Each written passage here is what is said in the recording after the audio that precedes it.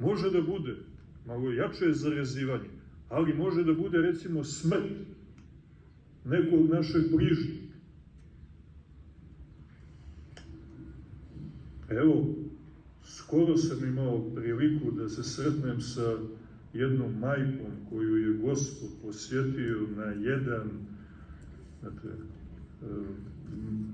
samo Bogu dozvoljen način.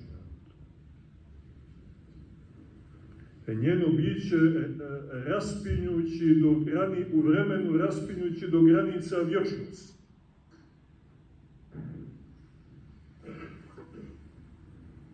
I zahvaljujući tome što je ona to stradanje prihvatila kao Božje dopuštenje i Božje davanje, krst koji je Gospod dao, njeno srce je zadobilo utjehu, jer nju niko, pazite, niko ne može da utješi. To je nemoguće ljudskoj prirodi da utješi na taj način ranjeno srce. Sem krst časni, koji daje snagu i njenom srcu ukoliko to prihvati kao krst svoj. Pazite kako bitno iskušenje.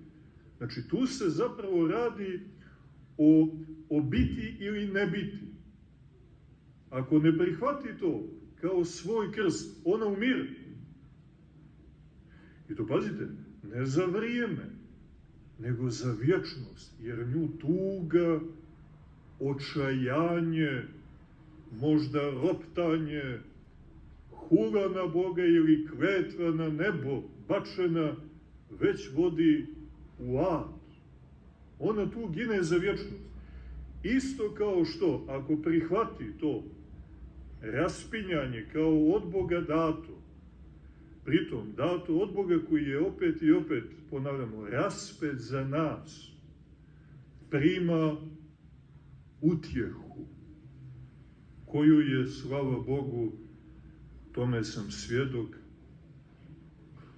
primila. I po tome se vidi sila krsta. Samo je jako bitno, smrtno bitno da znamo, da prepoznamo da je to za nas i za naše spasenje,